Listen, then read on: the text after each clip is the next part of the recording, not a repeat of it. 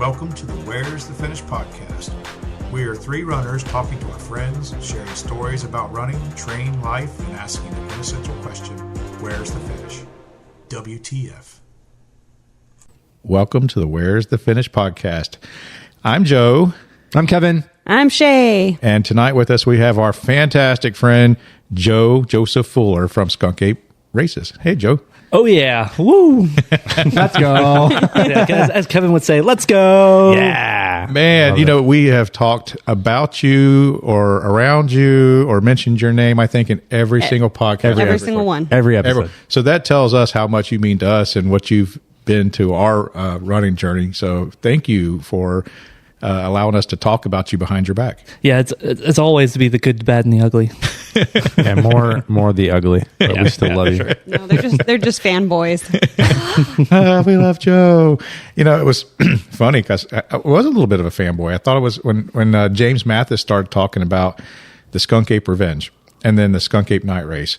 And you know, that was like my, outside of the Ragnar race that I had done in December, your race was my very first Florida trail race. I really didn't count Ragnar. Really didn't. It was kind of like more of a drunken fest than anything. Drunken chaos. Yeah, and James was just talking you up all the time, talking about Joe and talking about your race, and then next thing I know, I'm doing the Revenge. Yeah, and I don't know, this is the second year you'd done the Revenge race. I think it was the second year.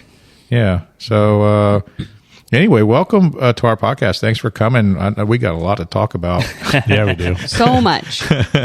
Because we want everyone to know who this guy is we're talking about all the time. And so, Joe, can you kind of give us a little bit of history about yourself and your running and background and how you got to where you're doing what you're doing now? I guess for just even getting into running, I'm kind of just the product of the school system. So I started running. Well, I sucked at. That sounds bleak. That sounds bleak. Like there was the product of the school system. There were so many bullies, and he was running to the bathroom to get away from them. No more swirlies for Joe. They feed you fucking gruel. God damn. Well, A little more pork, please. May I have a little more? well, I was like, I wasn't good at baseball, wasn't good at football, was not good at basketball, soccer, or any of the other cool sports that people grow up doing. So the only sport I had left was running. I'm like, crap, I guess I like the woods, so I'll come out and do cross country. Had a good middle school cross country, then jumped into high school, got to go to state, do all that fun stuff. And wow, we're starting early, aren't we? You just got to open the can into it. It's a nice sound. That is the proper way. It's right into the microphone. So was either your parents involved in running in any way? I mean, did they kind of mentor you into it, or did you just do it all on your own? No, not really. They just supported me when I was trying to go out and, try to qualify for states and do all that stuff when I was growing up. Cool. That's awesome. That's admirable. So, but you did, obviously you ran longer than just middle school. Yeah, that's what actually brought me into Florida itself. I ended up running for St. Leo University, kind of near Dade City. Oh, so where are you from originally? Ohio. Oh. Yeah, the Buckeye State. Why did you leave Ohio? It's cold. Is it the Ohio State? Is that the proper way to say I think that? it is the Ohio State, but Okay. The Ohio State. It is. I'd rather cheer for the Bearcats. So your parents still live up there, right? Yeah, they do. And, Yep. And they still support you with your running stuff now. I mean, Yeah, they still, every Skunk Ape race, they come down and help volunteer. My dad and I mark the course, and then they're out there all weekend. That's awesome. So after middle school, you went into high school. You were running cross country there too. Yeah, cross country and track. And so how'd that lead to collegiate running?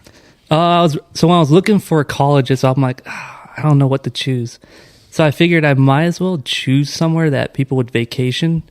And then that kind of just made my list a little shorter. And then ultimately, picked St. Leo. They were doing good in the conference. They're Division II.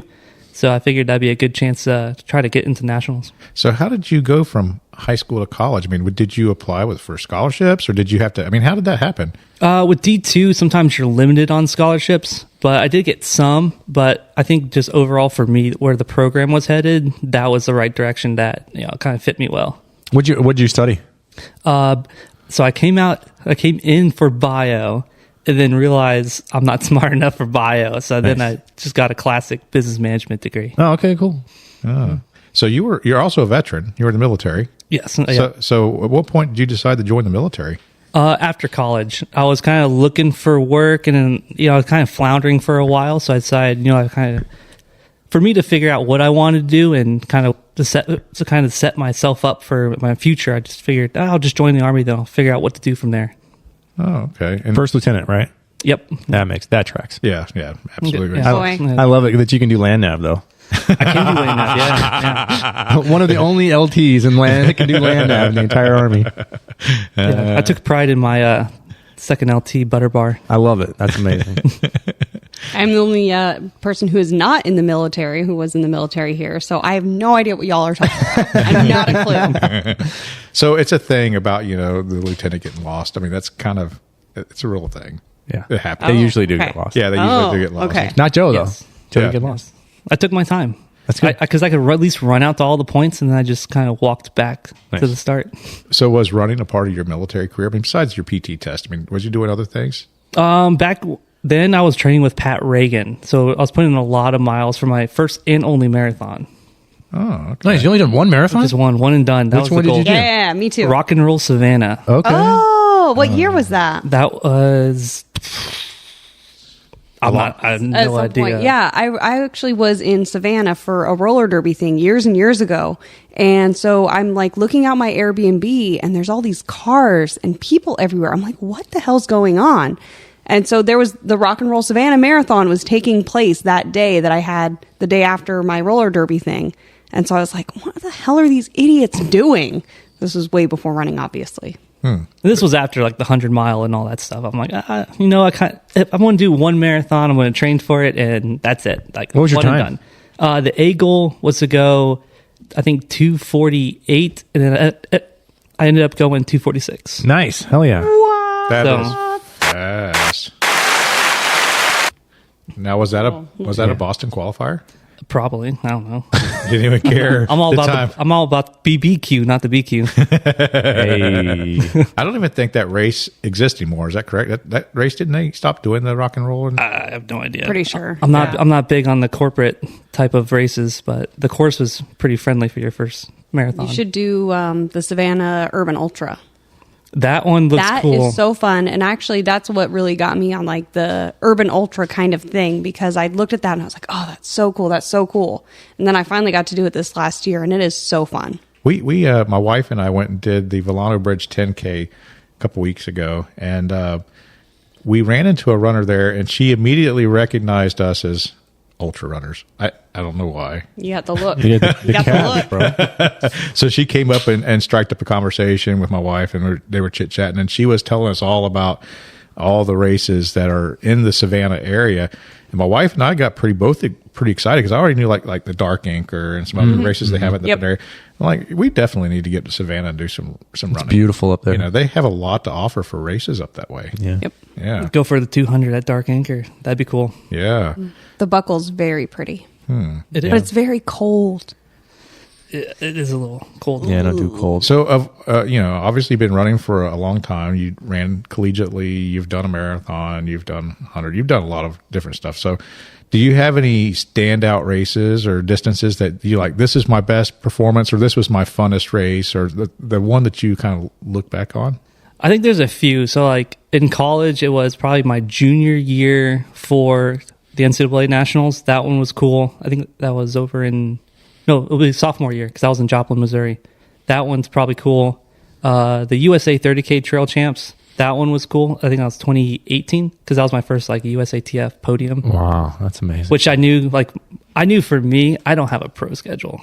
So there's like 3 miles downhill and I went like 15 something for 3 miles. Nice. Like, I don't care about my knees. That's fine. Yeah, just blow them hammies out. Quads, hammies, whatever it is that Blow them all. burn those bridges. And then H9. Love H9. And long haul. Those two. Let's talk about H9. So some people listening may not know what H9 is. Yeah, so the H9 is in August. It's over at Vogel State Park, and it's hot, it's humid, and sometimes it'll rain on one section of the course, and the other it won't rain. That's in Georgia? It's in Georgia, Yeah. North Georgia. So Okay. you're going to get like 12,000 feet of climbing, How many miles?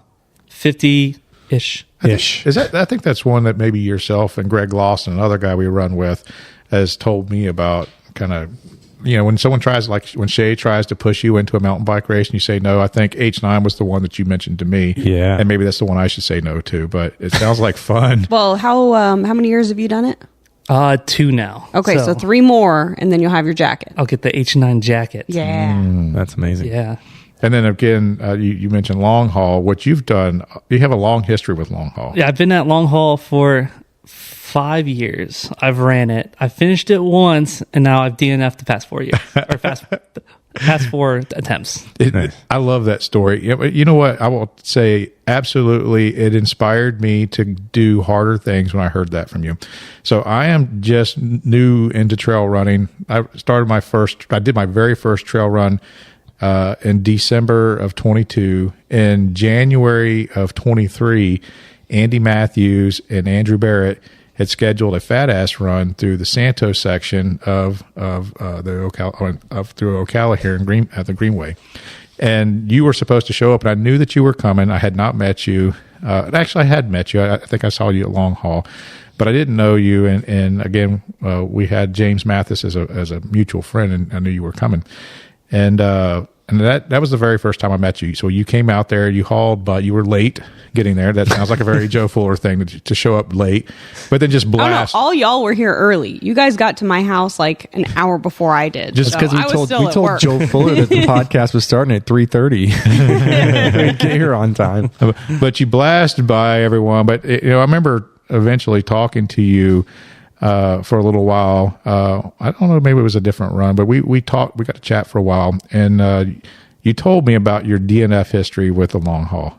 And to me, as a new trail runner, thinking about, I hadn't even done ultra yet, and setting my sight at it, it allowed me to not be fearful of failure. To know that someone that I saw as an elite athlete in the trail running community in Florida, someone that was well known, that had done a lot of races, kept signing up and DNFing and was okay with it.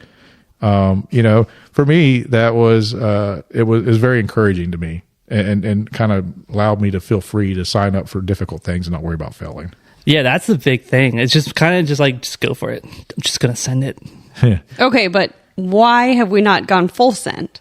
Well, who do you need to bully you to actually go back out there? I did finish it the first attempt, not my first 100 attempt. So my second 100-mile attempt, I did finish it. 2019 you finished it. Yes, and it rained like 3 different times. And it was so cold overnight. I volunteered that year. Oh, it was horrible. But I finished that year. I think that's what I need. I think I need a horrible weather year. What was last year? Last year fucking blowed. I did really enjoy this, like the mud.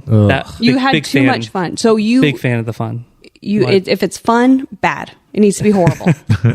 Okay.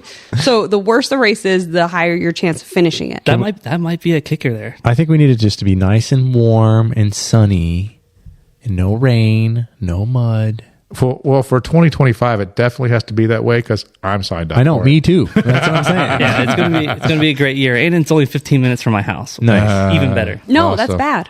That's bad. Because then you're like, oh, I'm 15 minutes from home. This is fine. Yeah, but I really needed poles this year, and I texted Colleen, and I was like, hey, I need some poles, and she brought them over to the race. So Yeah, he had texted me, and I didn't have no cell phone signal. It's like I actually had some trekking poles where I was crewing. Peter, who's another friend of ours that ran the long haul 100 this year, and I actually had some trekking poles, and I set them in the ground, like poked them into the ground, set them right in front of the trail, so that saw those. so that when he ran by, if he needed them, they were sitting there. But he'd already gotten a pair. that was the tricky thing. I'm like, well, I'm gonna just message like 3 different people. I don't know when this text is gonna make it to anyone, Yeah. and just hope for the best. So yeah, Shotgunned it. I did have some trekking poles. I did put them out for you. When during that run, I don't. Maybe it wasn't that. Maybe that wasn't that January, but it was another run we went through, and you were talking about this. All your 100 DNFs. Another thing you told me about. We talked about chafing. Yeah, let's hear this. Let's hear this illustrious chafing story. Which brings me back to H9, my first year. So running in Florida, you're really not getting that elevation. So the rub is a little different than when you're hitting the vert. Yeah, I tell me more about this rub. I want to hear about vertical. Yeah. Yeah, vertical rub. So I was Is that like an up and down rub motion? I was going. Okay. Fantastic. More lube, the better. That's what she said. Yeah, and apparently you used a lot of lube to fix this problem. And that is the key, is a lot of lube, but not in the way you would normally think. So I was moving down this trail, and Jason Green, Yeti Trail Runners, he comes up behind me. He's like, dude, why are you walking so funny? And I'm like, man, you would never believe the chafing I got right now on my balls. I'm just raw sailing. I'm trying to adjust myself as much as I can for all the climbs. Raw sailing. God damn. I mean, I'm just imagining his balls like a parachute, just stretched out, catching the wind and pulling you uphill. Hey, if no one was around, you had to let him breathe. And he's like, hey, dude, there's only one thing you could do. He looked just straight. You gotta put your balls in a sandwich bag. And I looked at It's for a snack later. luckily at the aid station they had these they had Ziploc bags, but they had chips in it, so I had to inside out the chip bag. It's salty chips for your salty balls. Yeah, basically. But what you're gonna do is so basically the maneuver here, if your balls are ever super chafed in an ultra, fill the bag with lube up around the thighs, and just stick that over the boys. And you're ready to go because your short liner is going to hold it in place. Wow. But what about the rest of the bag? Is it not going to chafe the whole area around there? Well, that's why you lube all the way around. All the way Outside, around. inside. Oh, man. So when he was telling you this, What kind of lube? Was it just like a whole Squirrel's Ziploc nut of butter. I have no Vaseline? idea. Whatever they had there. Oh man. Was he being serious when he said this, or did he just like this would be a funny thing to tell someone and like joke around and do, or was it like a real thing? I'm like, Well, I don't know. Knowing Jason is 50-50, but I'll tell you what, I ran to the finish, so it it's worked. like, you guys check this shit out. I made him lube up his balls and put them in a sandwich Put bag, them in a Ziploc. and he did it. It was golden. It worked. But it worked. It worked. Absolutely. Jeez. So immediate pain relief. And I recommend that to anyone of the male gender of running. Are you going to have sandwich bags at Skunk Ape? I do have Aquifer and Squirrel's Nuts. Dude, he saved my butt. So there was a couple of us. He had some Aquifer. What race was it? We did the 60K Revenge, and we got to one of the unstaffed aid stations, and I was starting to deal with a little leg chafe because I did not change my shorts or lube, and I forgot to at the when I was turning around to go back out for my second 30K. And I got there, and he had that. It was amazing. It saved my day. Aquifer at every aid station because, hey, if you're like me, you're probably going to need it. Yeah. Wow. I would have never thought, as a race director, that this is something to think about. I put on my list of stuff. I just want you to think about my balls, Joe. I think about your balls all the time. I know. I think about your butt, so we was talking about the fact that I had a race recently, and for some reason Kevin likes to go out and go to the bathroom in the woods, but he never has paper. Ever. He just found out that after working all day at an aid station and going to the bathroom like a dozen times, that without toilet paper, that in the tote that I sent out for the aid station, there was a roll toilet of toilet paper. Yeah. Well, even if you run out of toilet paper, if you have those premium napkins, those work fine too. He had paper towels too. I don't know why he was out there with paper towels and toilet paper wiping. I felt more like a man that way. Well, you definitely look like a man. Yeah. Sacrifice. You got to use a rock. That's one of the best things to wipe your butt with? A smooth rock. Well, when I was in the Middle East, I worked with prisoners in Kandahar, Afghanistan, right as the war was beginning after 9/11. And at each little holding cell with like 20 people in it had a bucket. And it was like a 3-gallon bucket, and that's what they went to the bathroom in. They didn't have toilet paper. They just picked up a round, smooth rock off the ground, wiped with it, tucked it in the bucket, and washed it off, reused it. No, they usually ended up throwing it in the bucket, and then we had the Canadians that come around with the honey wagon. They would carry the 3-gallon bucket to a 55-gallon drum and pour it in there, and then the Canadians would come with their honey wagon, and this is what they emptied the porta potties with and suck it out. Yeah, and I don't think that's honey. That's definitely not honey. So they're called the honey wagon. I don't think that's honey. I don't they would get mad really. because they'd end up with rocks in their machine. Shit. Yeah. So I guess it apparently caused problems for equipment to have a rock in it. Well, it's fucking wild. You're also using the proper squat. Yeah. Yeah. Because I need to get a squatty potty. Not only do I have a booty wash, but I need to get a squatty potty. You've seen the squatty potty, I've heard right? squatty potties are great. So the squatty potty is like you use a little like a step bench. stool, right? Yeah, like you put it underneath your toilet, and so whenever you're sitting down, you can bring your knees up to your chest, and you can evacuate your bowels a lot more Like efficiently. you should be, in a The squatting proper- motion. Yeah, the proper motion in the ocean. That's fucking wild. Yeah. So we need to have booty washers and squatty potties at all the races now. I just want a urinal at my house. I think that'd be cool. Yeah. Oh, that would be awesome. Just go outside your front door, bro. Well, Unless if you live in the right place, you can go out your back door. I mean, if I don't live somewhere where I can pee off my back porch, I'm living in the wrong place. I don't have a back door. I don't know. I think you do have a back door, but you just don't show it to everyone. No.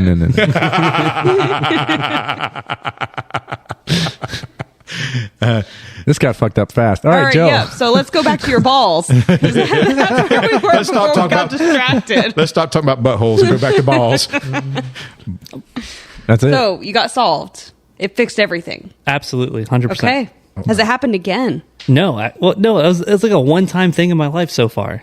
But now I know what to do. Now you know to lube. Now, when you say your balls, was like on the front of your balls, like your tank, Jesus like behind Christ. your balls? I mean, like Full sidage. Oh, on the side of your Full balls. sidage. Huh. Now, I've had the tip of my pecker, like, like fuck. Yeah, I'm just saying when God when your damn it. shorts get wet, I'm wondering like a lubricated condom, would that work Oh, fuck. It's got to lube just the tip. Just the tip. Just the tip. good? Something about wet shorts, just kind of rubs like a windshield wiper, and it Yes, just wears it out. I mean, Yes. I can't wait for my parents to listen to this. Yeah. Sorry, guys. Sorry. Sorry, Mom. You're dead. erase. delete.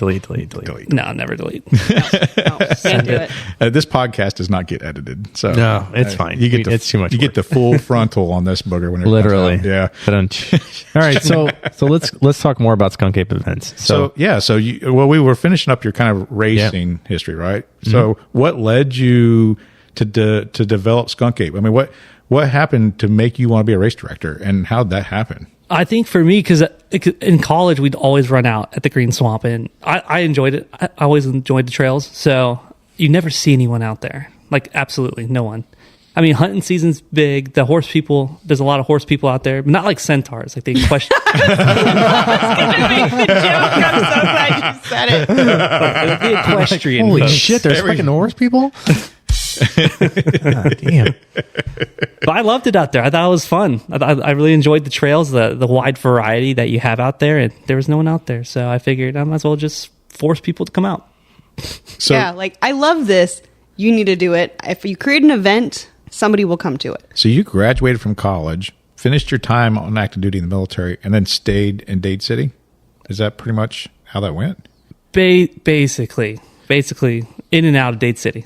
Okay. And that's basically where you live now, right? Yep. Okay, so not far from where your race is at. Which, yeah. When I was looking for a house, definitely wanted to be near the Green Swamp. Oh, say, was that a contributing factor to why you picked where you live? It might have been a secret decision. Secret decision. Uh-oh. So your better half, the lady you live with, she did not know about this decision? Well, it was either up by Croom or down by Green Swamp or somewhere close to run. Yeah. When are we That gonna makes sense. when are we going to get her into running? Yeah. So, I don't know. well, I think well, I'll just go ahead and say, Colleen, listen to this. You need to start running with us, girl. Yes. Yeah, see, and a great thing is you don't have to worry about your balls because you have none. So Colleen, I'm sorry. Ladies chafe too. Ladies chafe too. The stuff, it can chafe. It's horrible. Colleen is the most official part of the running community that I know. She's the only person I know that is so involved and doesn't actually run. All the background work, from cutting stickers to getting things labeled and marked and ready. She is your go-to gal. Hours of late night. You could not be a race director without Colleen and your parents. Probably. I'd say that's pretty accurate. Yeah. They do so much. So you ran out there a lot, and I guess you decided you wanted to show off the area?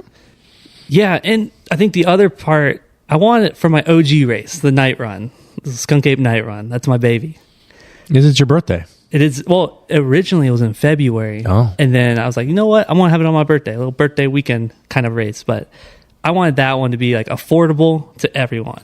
Because I know for me coming out of college, I couldn't afford to race. There's no way. Like, I can't afford $200-$300 for a race. So I was like, $15.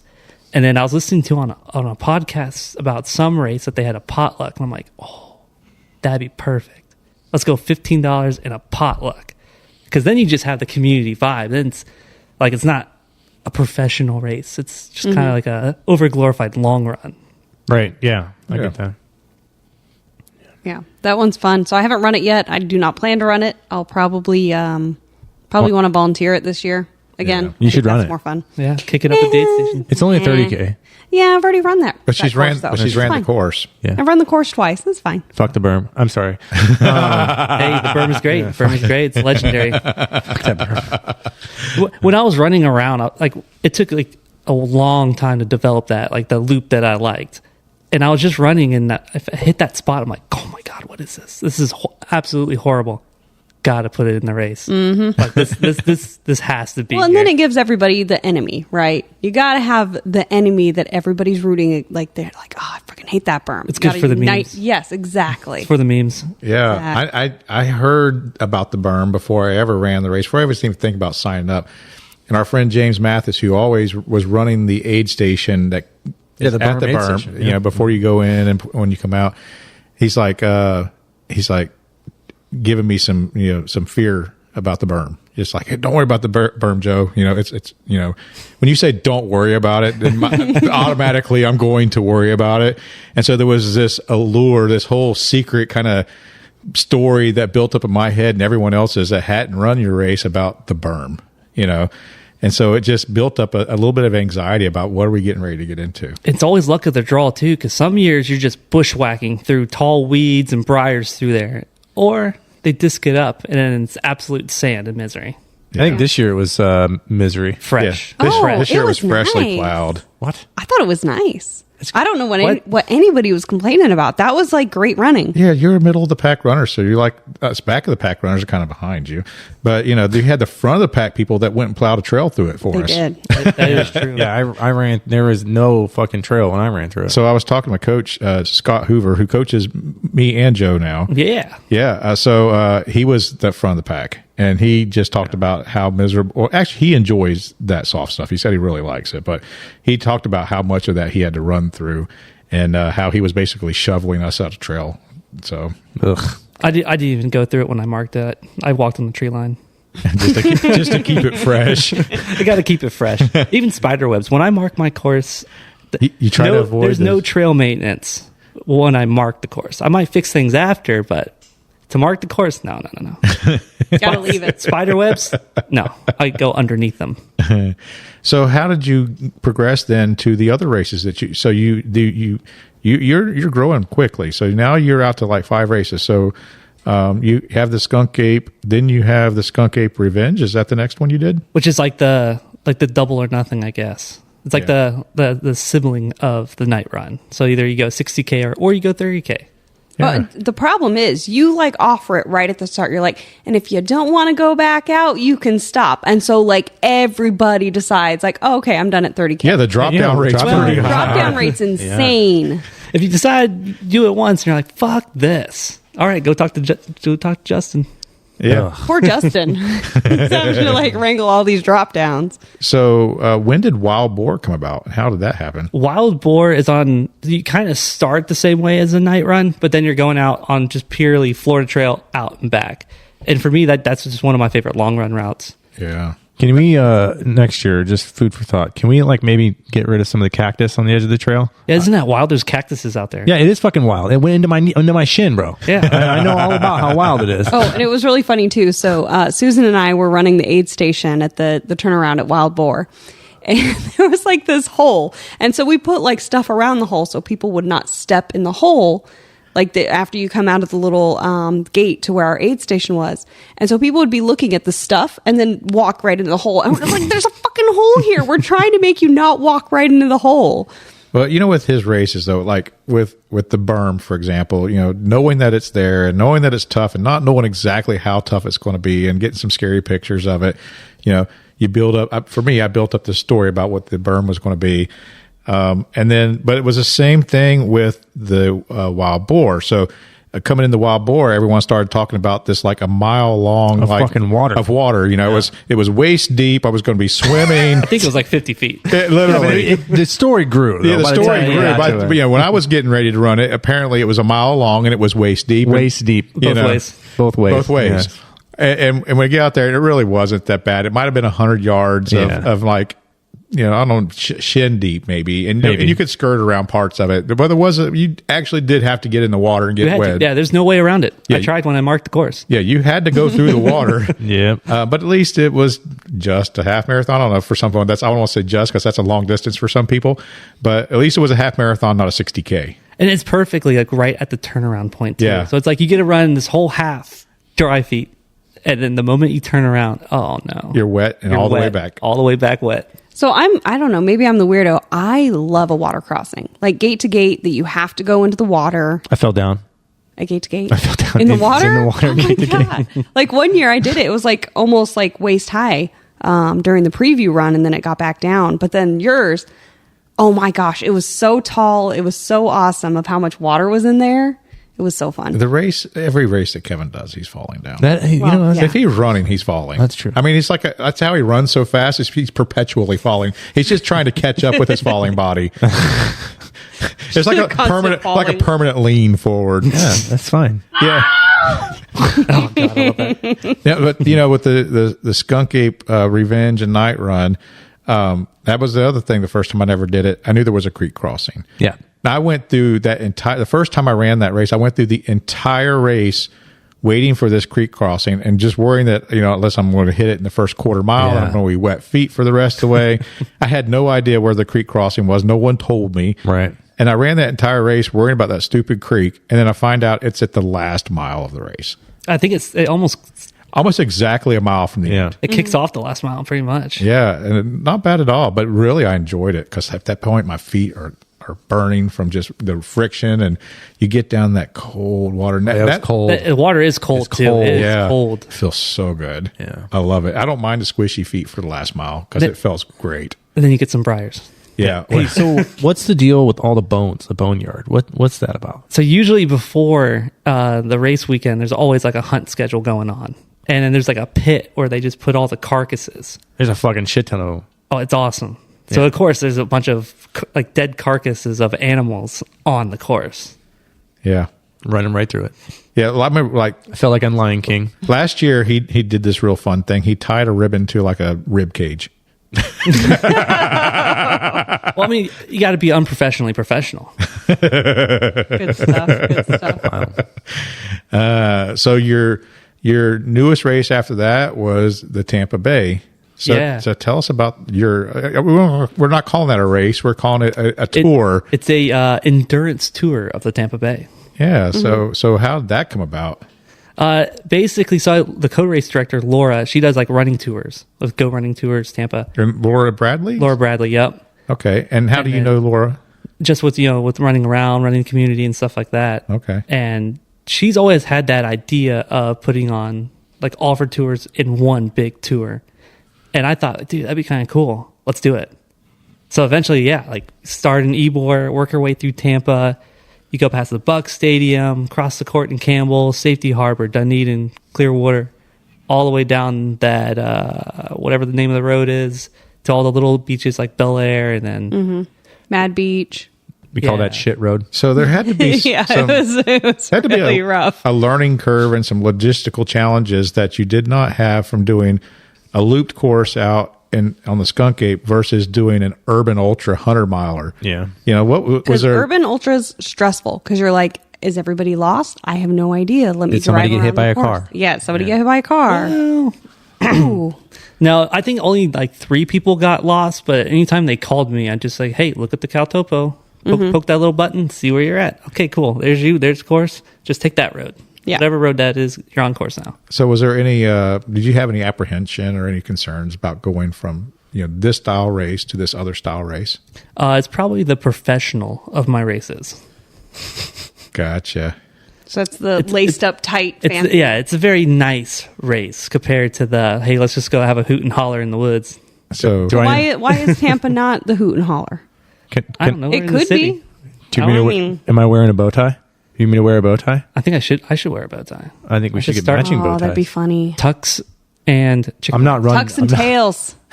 Fucking penguin suit. We could wear the top with the tails and chicken legs So and fucking run in it.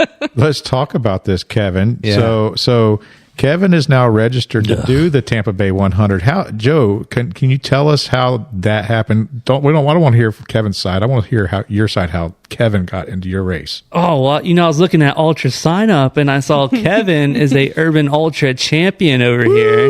Gross.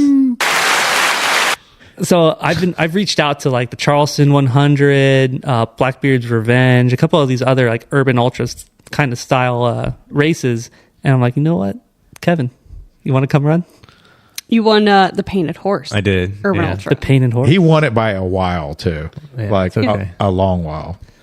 I heard people thought you were just giving a tour and then you left them. He did. It was like a block. We thought he was going to hang out with the group, have a nice little fun run. This thing's supposed to be like, I wanted to beat the rain.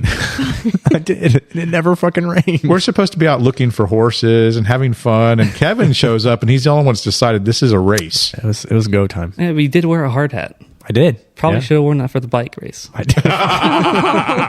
Oh God. I did wear a helmet for that. Can I wear a helmet? I should have wore like Football pads. Football pads. Yeah. That would have been very funny looking. Hockey goalie. Yeah. He would have just ended up on the ground with football pads. Yeah, That's all that still would have happened. broke. Still broke. Fuck. But no, I'm really excited to run this race. So I'm excited to crew it so and not run it. be my first. I will either crew, run, I don't know, pace. I'm not Yes. racing it, or I'll come work at an aid station. I need you to run with me, Joe. Well, then I will pace you. I'm going to need you at 2 a.m. Okay, I'll be there at 2 a.m. I'm going to be bad cop. Okay. You're going to want him there for like that the whole beach segment. Yes. Well, Yeah. you're not really running on the beach. You're on the sidewalk by the Right. beach. But Yeah, still. that whole That- Mad Beach. Where the worst part of like some of those sections is that you're on sidewalk, right? Because you're being safe. You're on sidewalk, but then there's all the driveways. So you're sidewalk down a driveway, up a driveway, down a driveway, up a driveway. Oh my God, I got so sick of that. I ran in the road. You did, yes, I did. But then I was like, abundance, like safety. I have to do safety, so I stayed on the sidewalk and hated life. Yeah, because I crewed you and Tiffany. Yep. So what's registration looking like for the Tampa 100 right now? I think there's 11 spots left. 11 or 12 spots Wow. left. And Yeah, we you still sign up have, now. we don't have you're still months and months before Months and months away. And this year, which is nice, we'll have that track leaders.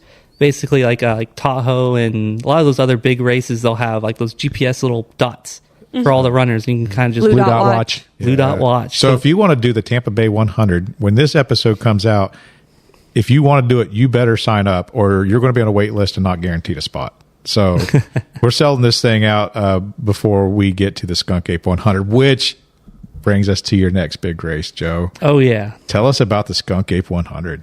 Well, I think for one, you already kind of alluded to it earlier when you brought up, like when I came out to that group run, I had I've heard of the Greenway, never been there. And when I started running out there, I was like, holy shit, this is so nice out here. Like, And then I think all of us were like, yes, these are the best trails in Florida. Yes. You don't even know. Like, I we think are spoiled here. yeah, because I think I asked you, Joe, like, hey, are there any races out here? Like, what? Why is there only mountain bike? Yeah. There was nothing. There was nothing in the Ocala area, period. Yeah. I mean, for, most years, like it's only been in the last 3 years, there's been more than one trail, people running trail all the time out here. So Yeah, the trail running community and the ultra running community in Ocala was non-existent, 3 or 4 it has years ago. exploded. Well, about 7. Yeah. About 7. But suddenly the last 2 years, we Yeah. have doubled probably every year the number of people participating in it. So, yeah. And I think there's like 11 runners from Ocala, I believe that, Registered for the race. Bellevue and Silver Springs and like the surrounding area as well. Wow. So you came out, there was no races, and you saw our trails. So that kind of inspired you to put on a race, huh? Well, yeah, because for one, I love the fact that it does have that historical aspect to it where there was going to be that big canal across Yes. Florida, which also brings some nice hills in that area. Yeah, so they did some digging, especially where the trail race is going to be. So there's some little elevation versus from the coastline to that part of Florida, where in order to build a canal to go across the state and carry ships and barges across it, they were going to have to build locks to bring ships up to elevate them. And so they started the digging through that area to build the locks, and all the diggings and tailings and everything that came out of those. And you can look on Google Earth on that, and you can see these little square spots where these locks were going to go. All those big piles of dirt ended up being where the trail is at now. So the trail, the Florida Trail from the Western Corridor, comes across through that area, and The Marjorie Harris car. yeah, Yeah. and goes through there and follows the top of those tailings. So there's actually some elevation. Yeah, some fun stuff that I think a lot of people are going to be like, wait a second, where am I again? Well, I think it's And I say that even though it's like, 1,000 feet over yeah. 20 miles, but still. if you would blink your eyes, you would miss it. It's kind of like the one traffic light city, but if you're on this trail over near Pruitt, is actually the most southern, highest switchback in the United States. I was about to say that too. Eastern United Yes. States. Yeah. Eastern United States. So yeah, It's a long title for It this is, yeah. very obscure fact, but we do have the most southern, tallest or whatever switchback. And sometimes there's this little section, there's this little tiny spot in it where some people always put like garden gnomes in it. So like and anybody who's going to run this trail, you'll notice like there's weird stuff that people put out. So you'll see this little really cool Buddha planter at one point. Some people put like little like gnomes in various little holes and mossy points. yeah. So a lot of runners probably won't notice it, but all of us who run frequently, I've we seen know it. I've where seen those it. are. You know those little those little long hair gnomes, little Little trolls. Yeah, Troll dolls. I've seen the little troll dolls out Yes, there. there's little troll dolls out there. I've seen. You know what I've seen out there? Lots of fucking hogs. Have there been hogs lately? Yeah, Yeah. Pruitt Tearing up the trail. Yeah. between Pruitt Trailhead and Highway 200 is where the most of them That's are right. at. Yeah. There's you can see a lot of rooting out there too. They know the race is coming, so Yeah. Yeah. They're Yeah. making it nice. I found a lot of painted rocks out there. Yeah. Oh, yeah. At least 7. At least fucking seven. hopefully someone sees a bear. That'd be kind of cool. There's a I've lot seen of a bear. Bears. A lot of bears out there. The bears are not, they're not your typical angry bear. They're kind of like It's Yogi Yogi. bears. Yeah. Hey, boo boo. Hey, boo boo. Couldn't you like me to pick a Nick Bessie? Yeah, they don't want to fuck with you, but they're pretty big. They're a lot bigger than I thought they were. Yeah. Well, there's a couple sections where the bears are at. So all the places I've seen the bears are west of the land bridge. Yeah, I've never seen them on this side of 75. No, I haven't either. But there's quite a few over there. Mostly near Ross Prairie. Like 7. Yeah, but I think they're regulars. and coyotes out at Ross Prairie. I think Yeah. Susan just saw Yeah, coyotes. Susan saw a coyote, who we run with Susan pretty regularly, and our friend Laura, who we run with, she saw a coyote out there in the past Nice. week or so. So there's been some coyotes out there. Yeah, and Ross Prairie is going to be home to the Berm 2.0.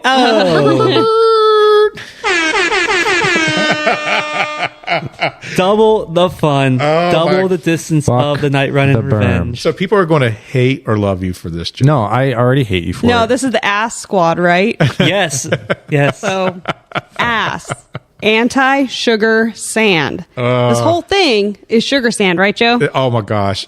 You know what? I've ran Ross Prairie. I've run all of the Greenway, but I had not run what the planned, I'm air quoting here, course is for Ross Prairie. We can still make changes.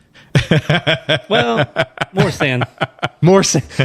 So If we can get another truckload of sand, that'd be great. I was talking with Joe pretty regularly when he was planning out the course for this to get 100 miles in. And we knew that it was short a couple miles. It was like 22 miles from Santos to Pruitt, where the intended turnaround was. And so if you're doing that twice, that's, that's 44 miles, for the out and back. That means you need 6 miles to make it a 50 miler. Yeah, can't. You have know a course what? be So short.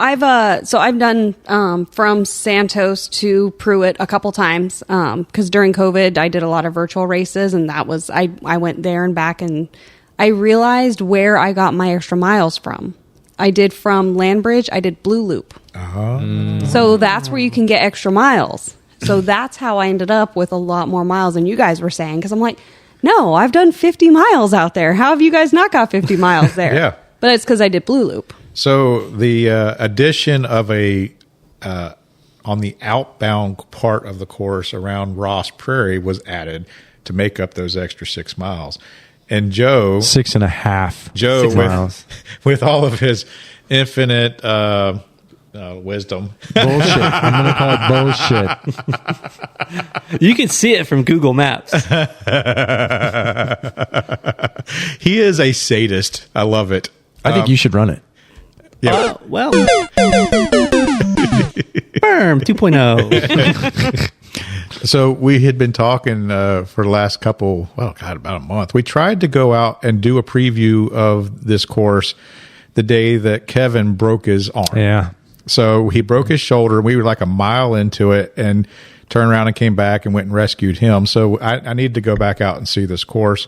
So I had a 6 mile run scheduled for Saturday. Actually, and I had an hour run scheduled for Saturday, and I thought it was going to be like a 4 mile loop.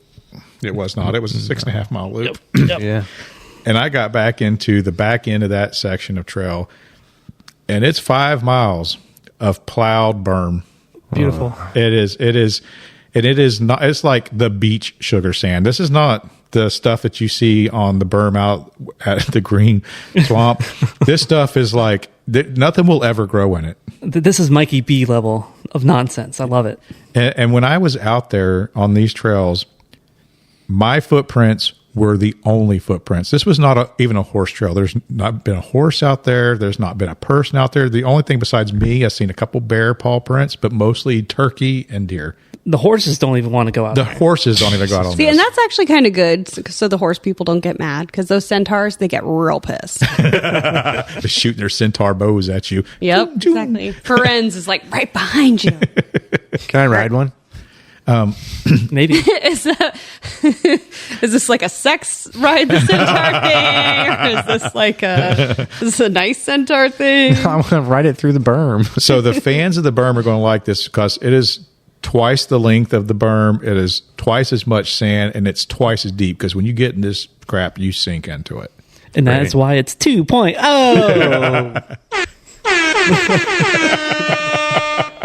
I hate you, Joe.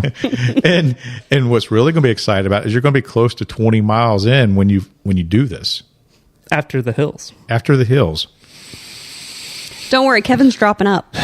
I just keeps looking better. And if you're doing the 100 mile, guess what? You get to do it twice. Well, you do have 36 hours to get it done. You keep saying that. Yes. You also have 36 hours for the 50 mile. I might take all 36. So after everybody cries a lot and maybe somebody changes the course, I'll do it next year. Hey, you changing the course next year? Oh no, I'll be out of town this time, which is such a bummer because it's like, our home trails, and it's like, Yeah, but you're going to Salton Sea. breaks my heart. Breaks my poor little heart. So tell us about the aid station plan, how you got things laid out there. So basically, a shit ton of snacks. We got Slim Jims, lube, the basic. That's my favorite snack. I love that. Grab and go snacks. What else have we got out there? Fruit, tons of fruit. Nice.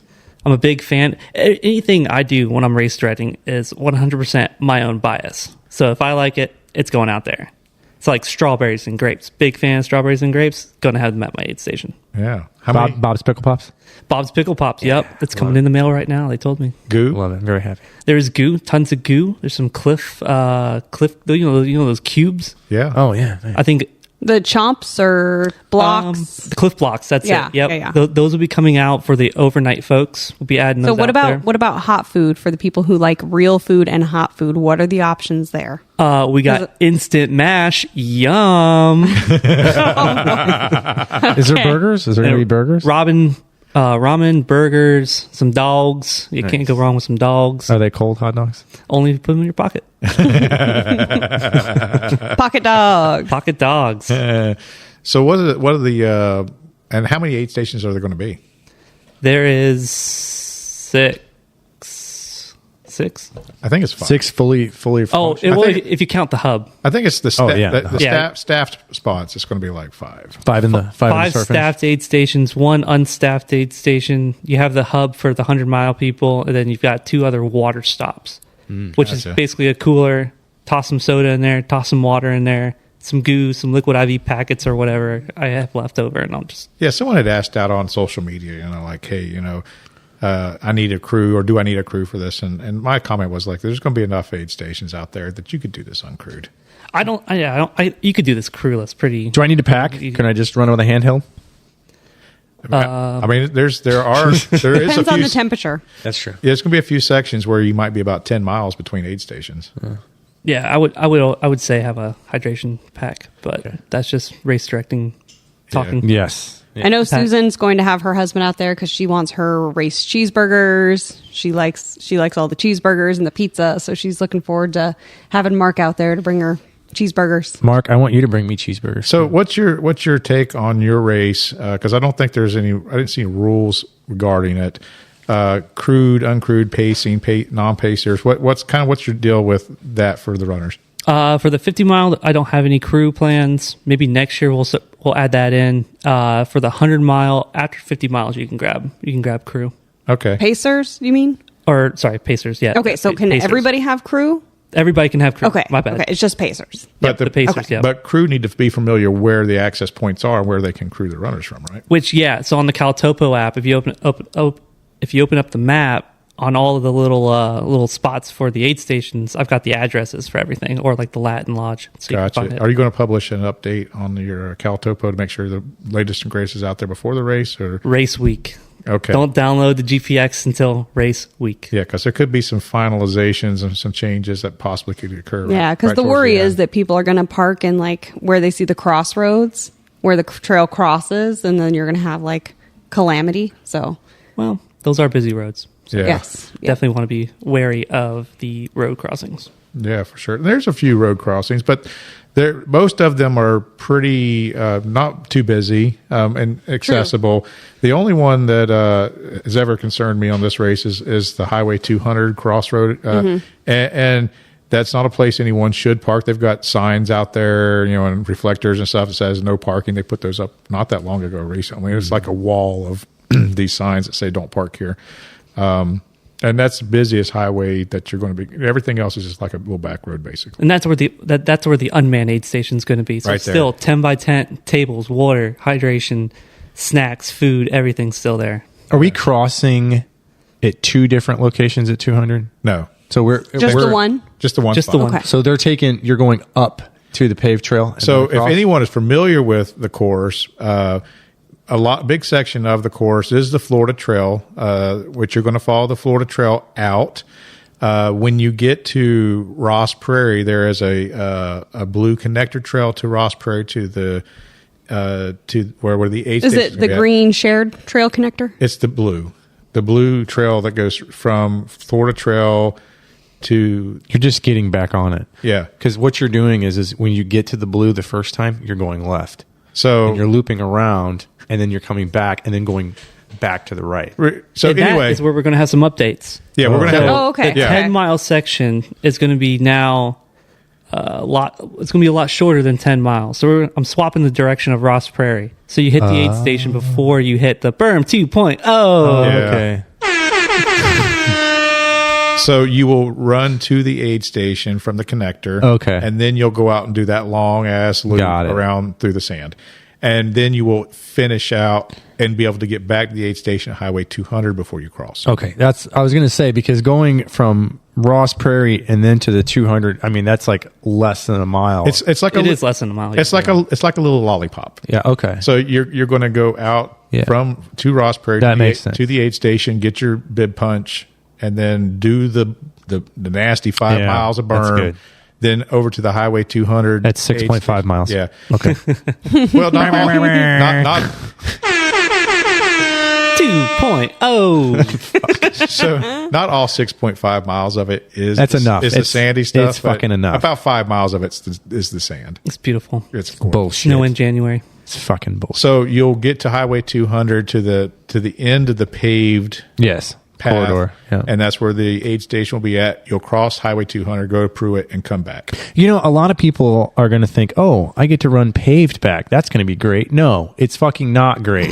I just want to be clear on that. I think it's great. No, it's Why? not. It's fucking hilly as shit. It's Okay. all uphill the entire way back. But But You're being very discouraging because I'm running this on Friday. Oh, we'll have fucking fun. I fucking will. my thought is, so if I'm running it, if I'm all trashed at this point, at least I can shuffle my feet and not worry about routes. True. Power hiking, That getting is true. some. Yeah. Or for the fast guys, they could just open up. Fast guys and the ladies, they could just open up and Throw a take off. 6:30, throw a 7:30. And what about Joe? The fast ladies are doing opening up. In what, at a quarter 7:30. mile?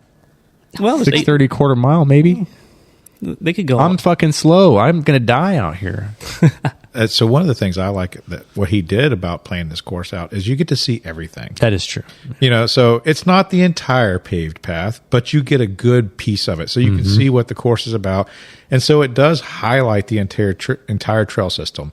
You'll get to see the Florida Trail. You get to see the Ross Prairie. You get to see the paved bike path. You get to see the land bridge. I mean, you get to see it all. Yeah. And what better way to tour, an area than to do this race. Yeah, people are very lucky they get to come here. I'm just saying. I'm just saying we have the most beautiful area. Ocala is amazing. Don't move here. Don't move. You can move here. And then if anybody's like visiting from out of town, of course, like if you can, go and kayak Silver Springs. And there are a lot of it's people right coming here. from a lot of different places. Yeah. Like Rainbow, Silver, if people can be encouraged to the day before, Yeah, it's you fun. can rent kayaks. They'll launch you off. Even at Denellen, at Blue Run. At Blue Run, at Rainbow, at Silver Springs. Yeah. And you're only like a mile from all those places from That's the trail. right. From the right. Because that trail is so long. It is. Yeah. It's going to be fucking wild. I can't wait. I'm very excited. So tell us a little bit about the stats, Joe. What's going on? Where are people coming from? So I'm waiting for the retrieving your data. This might take a moment. Okay, it's up.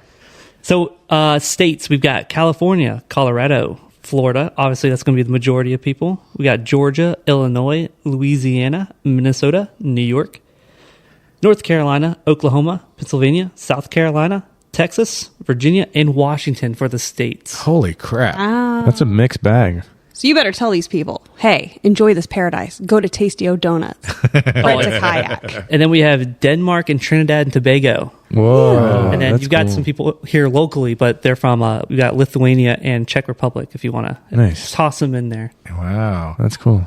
So that people are coming from all over to do this race. Did you advertise in Czech Republic? No. But I do have the race on ITRA, the International Oh, okay. Trail Yeah, Association. nice. So Cool. So yeah, so people are coming from all over for this race, and there's a couple of other interesting stats you told me about. So like how many people had heard about the race, or the race location, or how many people had actually been to the race location before they had done it? for the 50 mile, so I asked, have you ever heard of the Cross Florida Greenway? And it's about 50-50 for the 150 mile on people who've actually heard of it. But for the 50 mile, only 27 people have actually been there before. That's out of 83 people for this data. Wow. That's amazing. Yeah, and y'all are going to trip on this because he told me this before the meeting. The number of people that this is their first time doing a distance it's just mind blowing. For the 50 miler, this will be 52 people's first time doing 50 miles. Let's Nice. go. This is my new favorite button. I'm sorry. It's the only button I know. It's the only button I know. When you do that, now you're supposed to say 2.0. 2.0. 2.0. And it's pretty high with the 100 miler too. Yeah. 20.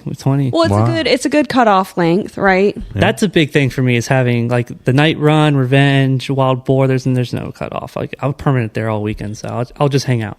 And that's a big thing. I won't take down the finish line until those last people finish. And then that's why I like for this one having 36 hours, those extra couple hours, because there's a lot of people who they're chasing cutoffs, and I don't want that. I don't want that for people. So that 36 hours really helps a lot of people, and especially with the 50 mile. I mean, the course is open for 36 hours, so you got 36 hours to do 50 miles. Yeah. I'm going to need it. So I have a couple You're personal fine. friends that are doing it, and Kevin's one of them. Let's go. So we have a few friends that are doing their first distance runs out here. Yeah. Our And friend, I'm excited for it. I love it. we've Yeah, got yeah. several. So our friend Susan's doing the 50 miler. It's her first time. Our friend Well, Well, it's the first time she's finished it, I'm sure. It'll be the first time she's finished a 50 miler because I don't know. I don't think I've talked about this on the podcast, but we went up to Wisconsin to do her first 50 miler, and we did not know this, but she had COVID during and just completely suffered and had to DNF at mile 42. And she's like, I don't know why I feel so bad. And then like she got a call from her husband literally maybe that night. And he's like, oh yeah, I've got COVID. Yeah. So she ran the entire race with COVID. She did 42 miles. And I was like, yeah. I feel really bad, but. So she's going to absolutely crush this for sure. Yeah, let's go, Susan. And then our friend Audrey Zanata, who we run with pretty regularly, this is her first time doing the 100 miler. And she's fast too. Yeah, She is. Yeah. We're looking forward to what she's got to do out there. Yeah. It's going to be a handful of fast people. The women's field is going to have some fast. Is it? runners. Oh yeah. Yeah. They're gonna have fun on our trails. I'm so excited for people to come and see. Yeah, and I say our trails, but it's like this is our home. Yeah. And so just the fact that people are just gonna come see our home and be like, oh, these are nice. And we're like, This is where we run every weekend. So many volunteers from Marion County too. Yeah. Yeah. We had, people really stepped out to help out with this. It's fantastic. You're going to need all the help we can get. So if you're not doing anything on Saturday, Yeah, there's still room for Please people to sign up. 27th, 28th. yeah, 2 aid stations. Just 2 aid stations left that need help. Yeah. Okay. they all need help. Well, Yeah. yeah. I mean, listen. Listen, if It is. 50 people show up, it's just a 50-person aid station party. That's right. Well, that's how most of the aid stations are. A party. Yeah. I've got fun lights for all the aid stations. So Oh I'm excited for yay! that. Yeah. And if whoever your aid station captains are, make sure to let them know. Hey, music is always appreciated. Yes. So, tonight. so logistically, the type of information you're going to share, because this podcast should come out Monday before the race. What kind of information do you want the runners to know coming into this race Friday night into Saturday morning? Set your expectations super low. Have a great time. Don't worry about pace. Don't worry about just go out there and have a good time. Because for me, that's what a trail race should be. Yes. Oh, I love that. So you guys are starting in the, like you guys have a 1/10 of a mile of paved before you get onto the trail, or how much paved before you get It's a onto quarter. the trail? It's a About a quarter mile. Quarter mile. Yeah, it's kinda so like it kind of the- lets the people separate out. Parking lot a little. You run through the parking lot a little bit, and then you'll go onto the paved trail, and then eventually Good. right to the Florida Trail. Yeah. Are we parking at equestrian parking? Equestrian. Yep. Okay. Yeah. There'll be signs. Lots of them. All the signs. And all the don't park here. Don't park here. Stop parking here right now. I can tell you that the Greenway staff out there are really excited about this. I actually met the Todd. new employee that just started working out there. Oh, who is it? And Name's Todd. No, Not Todd. Todd? Todd was I thought Todd was. so Todd and Bree, who we worked with Yeah. setting this up, were our points of contact. Bree has since moved on to another job, but they backfilled her position, and for the life of me, I cannot remember the new employee's name. But I met her at the Run Ride Roll Relay, and again, there's a lot of excitement even from the staff there to see that this group of people are coming in, and that there's potential for more races to come into this area. They've been super supportive. Yay. That's So great. I've been wanting to do for years too of something on the paved trail. So probably this coming November, a lot of people in our area, they do the Space Coast. So I want to do a supported group run, a 20-mile group run on the paved trail. Heck yeah. And at one point I wanted to put together the Brick City Ultra, which was going to be the whole paved thing because Ocala's Brick City. But yeah, instead we're going to do a cool training run on the paved path. So Yeah. there's So lots of fun for, stuff. for anyone listening, we are trying to grow trail running in the area. Shae's got a few things on her radar. I've been out checking out some trails over the weekends, looking for potential spots for additional races besides the two prairies that I just hosted. And then Joe's got some ideas for some things that he's looking to do in the area. So we are really trying to bring trail running to Ocala. to the best trails. You know, and we're Yeah. we're actually been doing some talks too about doing some beginner training trail runs too in this area. So For people who are interested in getting into trail running, maybe a little nervous, a little Yeah. scared. So Where's the Finish podcast might be hosting some group runs to try to introduce people to trail running. Yes. So listen, if we don't have trail runners here, we got to make them. That's right. And that's part of what we want to do with this podcast anyhow, is to build a community and have a place for people to like-minded in our area can come to for information and to talk about their running experiences. Good, bad, and ugly. Yeah. Yeah, I mean that's what I love with when people come out to the Skunk Ape race. I want it to be like super unprofessionally professional. Yeah. You know, like because we all work 9 to 5, we all have a job that's strict to the rules.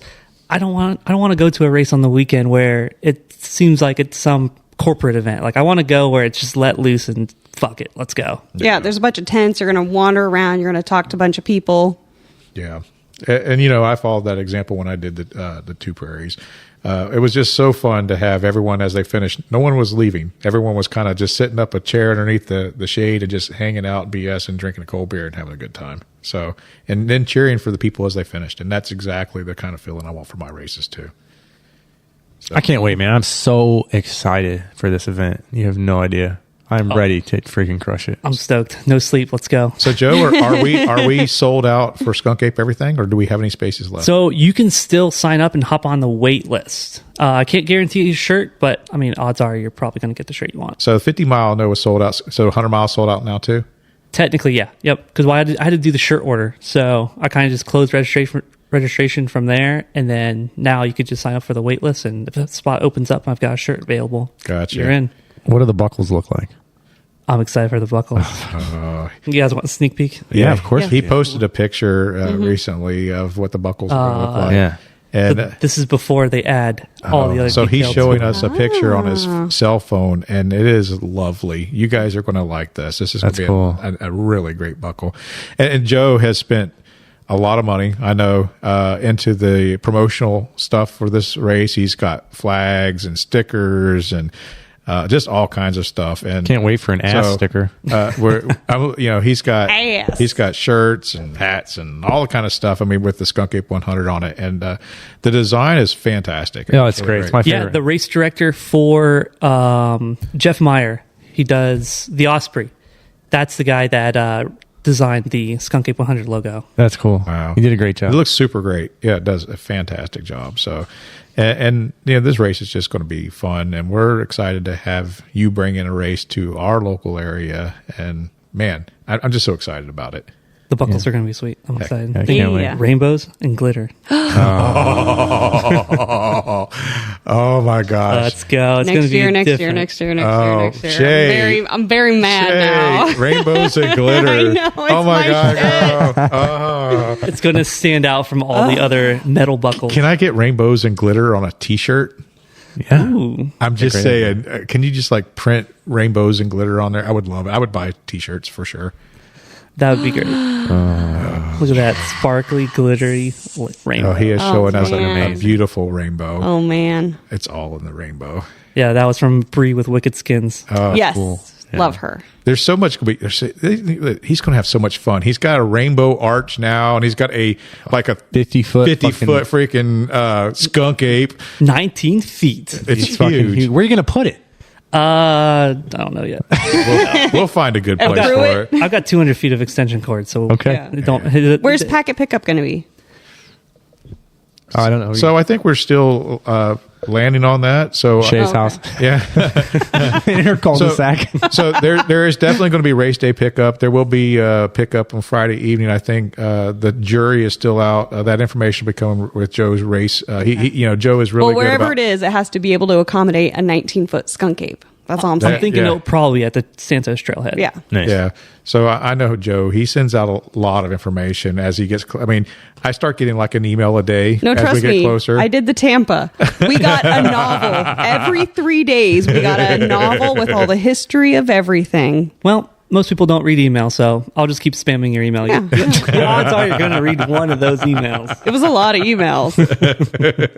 And then he would have like tiny little nuggets, like Listen, put in certain places. Joe Make is sure you Joe is so right about people not reading, because for 2 years now I've been signed up for Skunk Ape Events races, and so I asked Joe, listen, this is a thing you learn in government deployment in the military.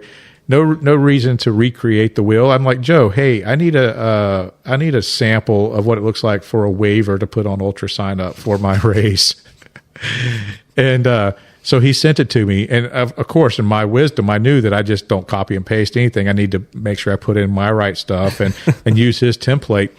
And listen, if you have not read that document, I didn't read it. and you have signed up for a Skunk Ape race, please go back and read that disclosure. You've got to read it. No shrooms, bro. Shrooms are not allowed.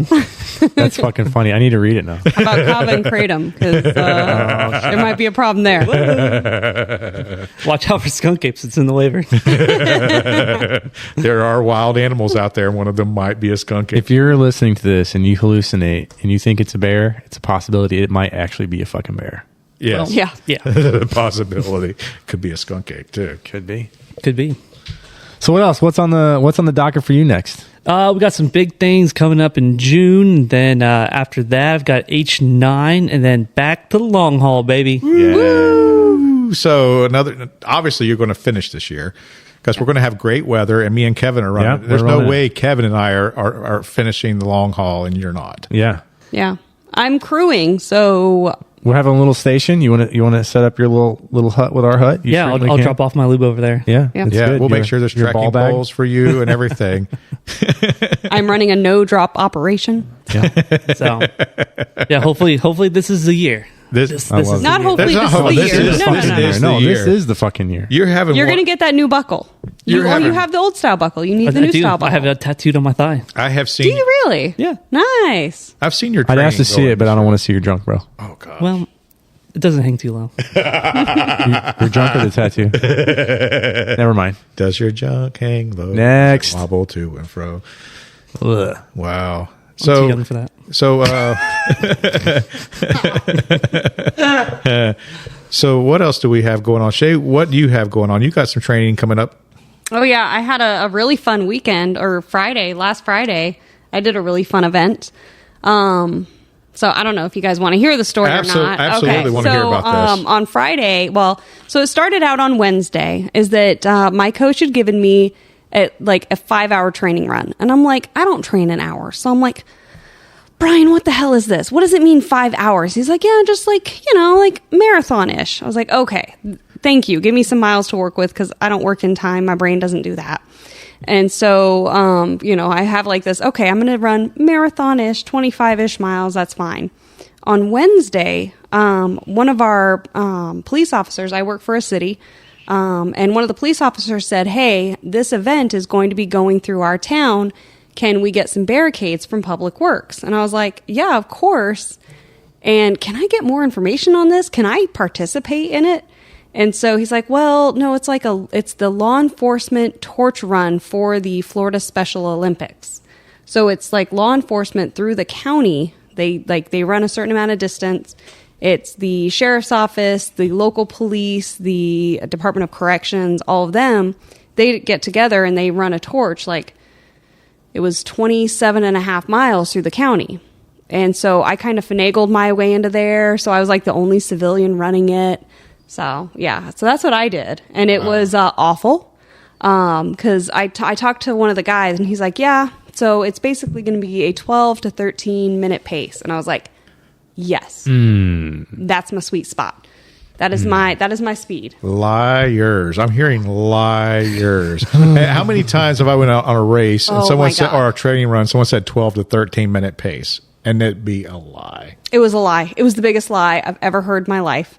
So And at that moment, It was at this moment that he knew. He fucked up.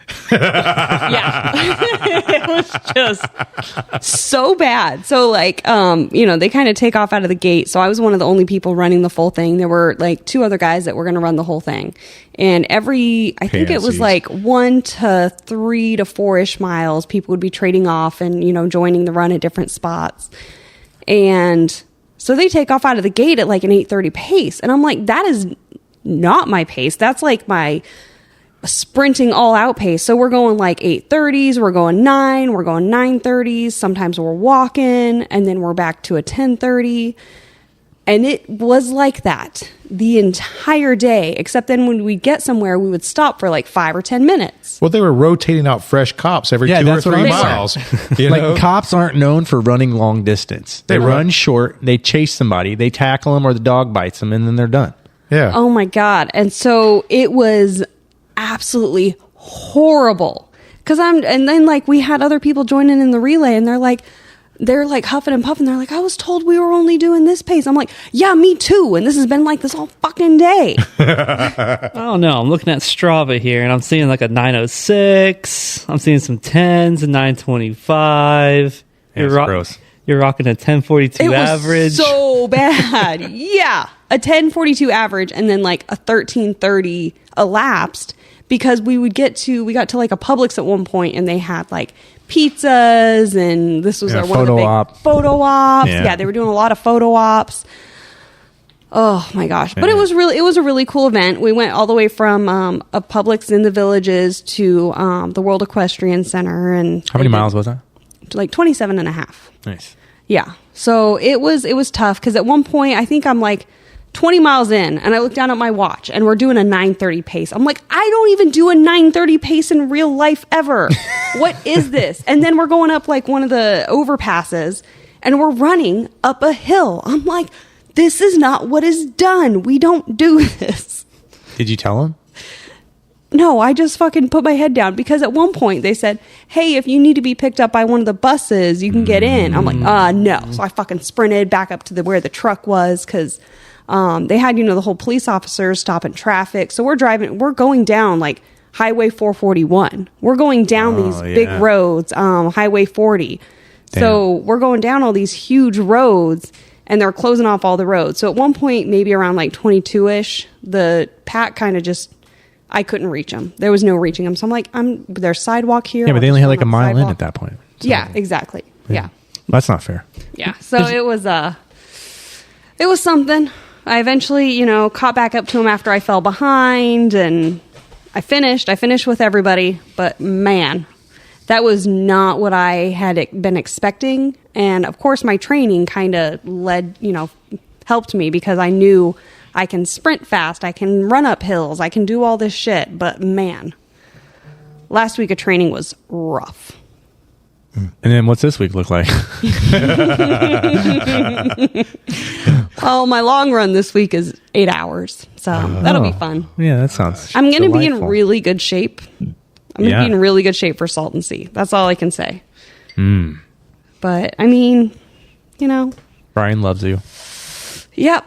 He said, he put in my training log, he's like, if you don't dislike me by the end of this week, I'll be surprised or something along those lines. He put that on last week. So last week I had for fuck's sake. Last week I had like my first 70-mile week of training, not like with a race included. Whew. How'd that go? I was tired. I'm tired now. You can see like the luggage underneath my eyes. Yeah. I thought it was your glasses were dirty. So Kevin, your next big race is Skunk Ape. Yeah. That's here. So you ready? No. Yeah. You got some stupid training going on. I do. Yeah. Well, I need it because I've been injured with my shoulder, so I haven't really been able to run. So I finally this weekend I was able to do two-hour runs back to back, Saturday, Sunday, and I was able to wear my pack the whole time without wanting to cry. So that was good. I was very happy about that. So hopefully I'll be fine for this week. I got I don't even know how many miles, probably 50-ish miles, I would say, for this week. Just your normal bullshit, some speed work in here and, some tempo runs here. And then I've got 5-hour on Saturday and then like an 8-mile on Sunday. So. Same thing with me. I got a 3-hour run on Saturday, and I don't know about these hours. I know about how far I can run. Give me a mileage, but it's hard to plan out a course for a 3-hour run. Like to know, unless you're doing like if you got a 3-hour like me, an hour and a half out, an hour and a half back. I mean, but that doesn't always jive with the weather. It doesn't, because then I know for my run, my 8-hour. I might be done with 8 hours and I might be still 3 miles from home. I don't know. But I plan on being out at Skunk Ape also. I'm going to camp out there Thursday night through Tuesday night. So I'll be leaving Wednesday after the race. And my plan is to be Joe's bitch. Just whatever he needs out there, help him out. Hey, Joe, do you have a camper too, right? I think we're renting. What kind? Do you know the I name? have no idea. It's like the Airbnb for campers. Anal Airbnb. Oh man. I don't know what it is. My parents just went online. You need to can- tell me. You need to can- find out so we can make fun of it. Yeah, they bring the camper over to you and they drop it off. Yeah. Oh, well, that's fancy. So yeah, Is there toilet and you- paper in it and everything? Everything's ready to go? I don't know. We'll find out. So for the camping out there, I mean, I've had people reach out to me asking about camping. We've got a lot of camping available in the area. Besides the spots that Joe posted on his race, there's a couple other. Yeah, Whimsical Trail is just on the other side. Yeah, there's some, That's a huge campground. yeah, there's some great campsites around. So I think access to the trail is going to be great for this race for people. Yeah. And also Joe made arrangements for a hotel in Ocala that's getting great discounts. So Yeah, that Equus Inn. Yeah, Equus Inn. out on Highway 200, right next to the Paddock Mall. Yep. So walking distance to all the restaurants. So if someone was there, they wouldn't have to go very far, and it's probably maybe 15 minutes to the Yeah, that's about right. trailhead. 15 from Santos, 20 from Ross Prairie, 25 to Pruitt, something like that. Yeah, that sounds Yeah, about right. it's not bad at all. So, yeah, you could take off and your crews can go back to bed for a while. Yeah. It's a great location. I love it. So yeah, that's what I'm doing. And then immediately after that, we all have a beer marathon. Beer we do. marathon the week Yeah. after. Because we're stupid. You You want to go? What? do you want to go? You want to go? You want to go? What is a beer marathon? So our friend Verity up in Gainesville, every year she puts on a beer marathon, and it's a tour through Gainesville, and you have a beer at 5 different stops. So you start at Tipples, and you go to there's several different stops, including like Swamp Head, First Mag, Cypress and Grove, a cider place. And then, so you run a marathon and drink a beer like every 5 miles. And Verity is a Skunk Ape Night Run OG year one. Yeah. Yeah. Year one. I lost. Verity She's is- killing it right now. Oh my Yeah. God, she's killing it. She just won a Masters Female at Fool's Run. Yeah. She did, she got first/second at Painted Horse. She's been just on a tear lately. She did Yeti 100 not that long ago. Yeah, Yeah. she finished Yeti 100. Yeah, she's moving. She's doing a lot of stuff. She's kicking ass. Heck yeah. Shout out, Verity. Heck yeah. And then the day after that, we have a fun 5K. Yeah, you're going to come do the 5K? What's 5K? 5K I want you to commit. The 5K Ultra? You gotta commit to the 5K. Just say yes. Yeah, sure. Oh, Okay, so yes. it's in Land O'Lakes. I believe you've heard of the place. It's called Caliente. Oh, no, I'm not doing that. Dare to Bear. No, thank you. Okay, so here's a great story about Dare to Bear. He's I've got a great Caliente story. So I used to work maintenance at Wilderness Lakes Preserve. It's the HOA community next to Caliente. So after a hurricane, a couple of the fence panels came down. And they're like, I saw on the work order, okay, cool, whatever, slot, get on the ladder, put them in the slots. Well, what I didn't know, that was Caliente on the other side of the fence. So this dude, I'm on a ladder, so I can't go anywhere. I'm in the most vulnerable position because I'm on a ladder. It's not like I could just get into the gate or take off. I'm just on the ladder. This dude, stark naked, this elderly fella, big belly, just Dare to Bear everything, just dangling around. Just walks up to me. Oh, hey, nice. I'm glad they're fixing that fence. Just starts talking to me. And I don't know what to do.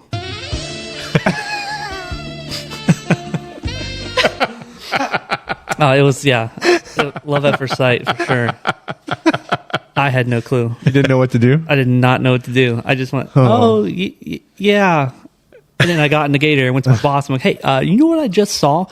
And she just gasped. I forgot to tell you. That's Caliente on the other side. Do you think she actually forgot to tell you, or? I don't know. Best prank ever. Oh, Yeah. Send the new guy out to Caliente.